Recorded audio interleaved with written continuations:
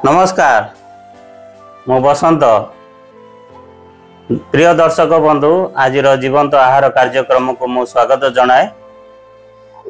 आज शास्त्रांश ध्यान निमते निया जाइतिबा शास्त्रांश गीत संहिता 122 रु 123 पर्व।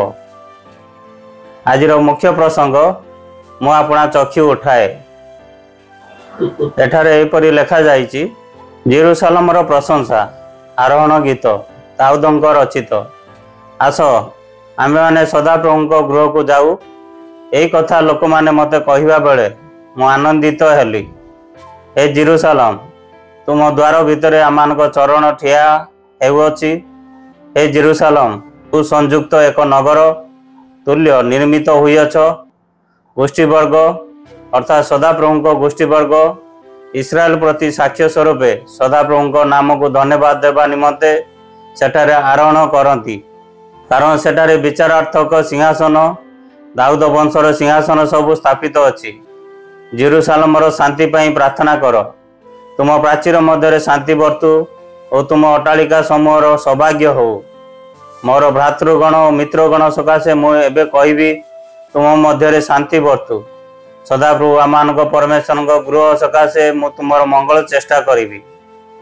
गीत संहिता 123 कृपा भिक्षार प्रार्थना आरोहण गीत। हे स्वर्ग उपविष्ट मु तुम आड़े ऊर्ध्व दृष्टि करे। देख जेपरी दास मान चक्षु सेमान कर्तार हस्त को और दासीर चक्षु अपना कर्तीर हस्त को अनाए सेपरी सदाप्रभु आमान परमेश्वर आमान दया करने पर्यंत आमान चक्षु तांको अनाई थाए। ए सदाप्रभु आमान को दया कर, आमान को दया कर। कारण आम अवज्ञार अतिशय पूर्ण होइअछु। सुखशाली मानक उपहास और अहंकारी मानक अवज्ञार आमान प्राण अतिशय पूर्ण होइअछि। आसंतु यही शास्त्रांश बुझिया पई आमाने चेष्टा करिबा। गीत रचक जेरुसालेम मंदिर रे परमेश्वर निर्दिष्ट उपासना स्थान रे प्रकृत रे परमेश्वर को साक्षात करने को अपेक्षा करथिले। उत्साह रे परिपूर्ण होई से अन्य मान को जेरुसालेम को शांतिर नगर करबा पई प्रार्थना करने को उत्साहित कले। जहा द्वारा जो माने आसीथिले से माने समस्त परमेश्वर को आशीर्वाद आनंद पाइबे।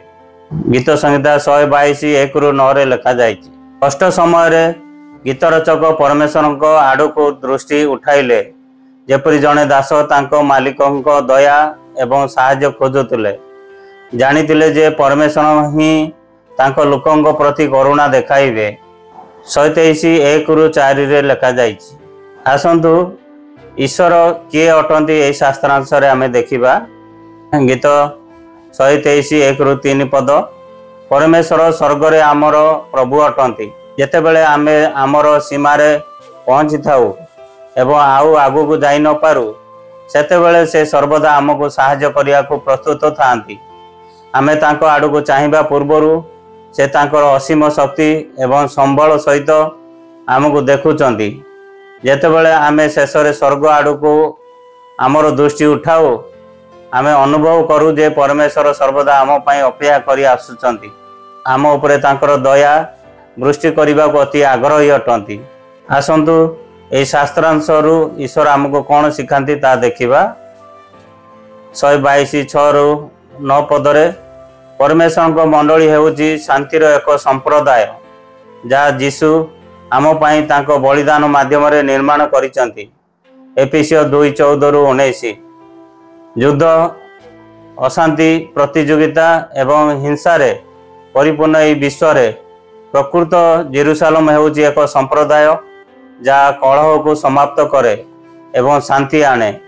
आसंतु आमे परस्पर को दोषारोप किंबा आक्रमण करिवारे समय नष्ट न करी बरं आसु आमे शांति पाई प्रार्थना करिवारे आमर शक्ति को पूर्ण दृष्टि करिवा। आसंतु प्रार्थना करिवा। धन्यवाद स्वर्गस्थ पिता तुम आमानको तुमर विशेष लोक भाव में मनोनीत करितिबारु धन्यवाद दउछु। आउ एक गोष्ठी रे एक संप्रदाय मध्य आमको स्थापन करिच आ मंडलीर संप्रदाय मध्य रखिच।